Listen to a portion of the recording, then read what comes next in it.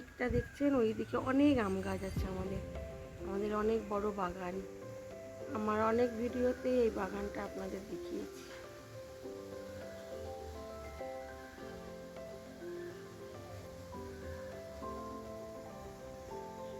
চলুন আজকে আম দিয়ে কিছু একটা রেসিপি বানাই।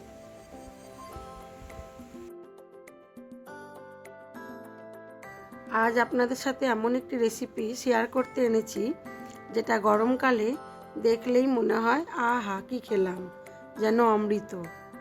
চলুন দেখাই সেটা কি। বুঝতেই পাচ্ছেন আম গাছ দেখাচ্ছি। আজ আম দিয়েই একটি রেসিপি বানাবো। তবে গরমকালে এই রকম একটি আমের রেসিপি থাকলে আর কিছুই লাগে না ভাতের সাথে, যেন মনে হলো অমৃত খেলাম।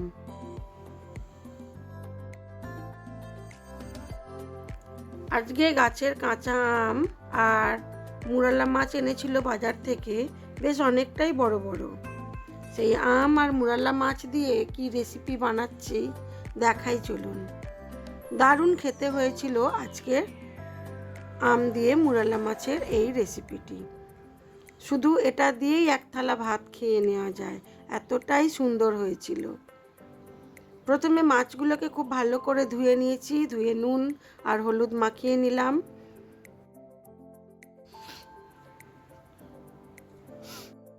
দেখুন কত বড় বড় মাছগুলো, বেশ অনেকটাই বড় বড় ছিল। ভালো করে নুন আর হলুদ মাখিয়ে বেশ কিছুক্ষণ রেখে দেবো। এখানে বেটে নিয়েছি বেশ অনেকটা পরিমাণ পোস্ত আর কাঁচা লঙ্কা। পোস্ত আর কাঁচা লঙ্কাটা আলাদা বেটেছি, আর বাটবো একটু কালো সর্ষে। যেহেতু আমি সর্ষে বাটার জলটা ব্যবহার করি, খোসাগুলো বাদ দিয়ে দিই, সেই জন্য কালো সর্ষেটাকে আলাদাই বাটলাম, অল্প একটু বেশি জল দিয়ে। এবারে মাছগুলোকে সর্ষের তেলের মধ্যে ভালো করে ভেজে তুলে নেব। দিয়ে দিলাম তেলটা গরম হতে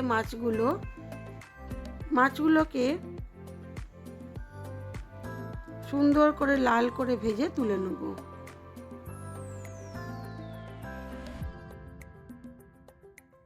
জানেন এই মুরালা মাছের আম দিয়ে যে টকটা করছি, বা ঝাল টকই বলুন, এটা কিন্তু একেবারে যে টক সেটাও নয়, একটু ঝাল হবে, একটু টক হবে, অল্প একটু মিষ্টিও দেব।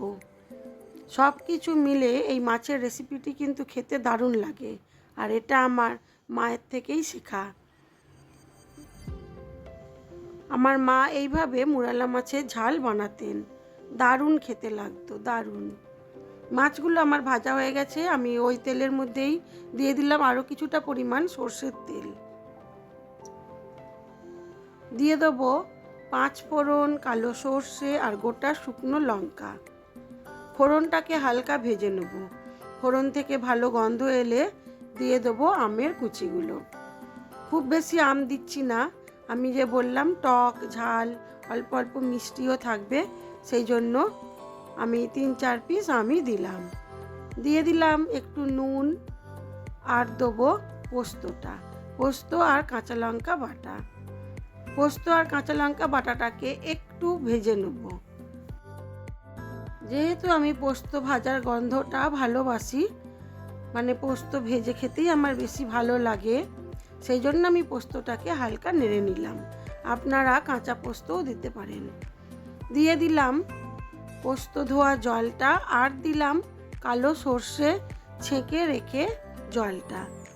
বেশ অনেকটা পরিমাণই জল দিলাম, যেহেতু ঝোলঝোল রাখবো। এবারে টক ঝাল মিষ্টি সব দেখে নিয়ে দিয়ে দিলাম কাঁচা সর্ষের তেল। ঝোলটা বেশ টকবক করে ফুটছে, দিয়ে দেবো মাছগুলো দিয়ে আর কিছুক্ষণ হতে দেব। দিলেই হয়ে যাবে আমার আজকের টক ঝাল মিষ্টি মুরালা মাছের ঝাল। দারুণ খেতে হয়, যদি না করে থাকেন অবশ্যই একবার অনুরোধ রইল সবার কাছে, এইভাবে একবার মুরালা মাছের টক ঝাল মিষ্টি করে খেয়ে দেখতে পারেন। সত্যি বলছি, আমার মেয়েদের তো খুবই পছন্দ হয়েছিল। ওরা খুব একটা বেশি মাছ খায় না, তবু ওরাও একটু খেয়েছিল। কথা বলতে বলতে আমার মাছের ঝালটা হয়ে গেছে। এইবারে দেখাই চলুন আমার আজকের লাঞ্চ মেনুতে কি কি ছিল।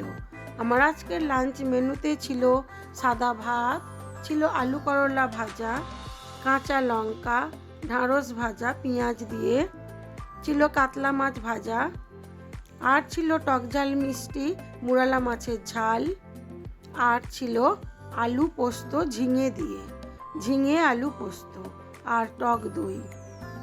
আহা, গরমে যেন অমৃত সমান আজকের এই টক ঝাল মিষ্টি মুরালা মাছের ঝাল। দারুণ খেলাম আজকে, সত্যি বলছি। আমার এই ভিডিওগুলি যদি আপনাদের ভালো লেগে থাকে তাহলে লাইক শেয়ার কমেন্ট অবশ্যই করবেন, আর নতুন বন্ধু হয়ে থাকলে একটা সাবস্ক্রাইব করে দেবেন। সবাই ভালো থাকবেন, সুস্থ থাকবেন, নিজেদের খেয়াল রাখবেন।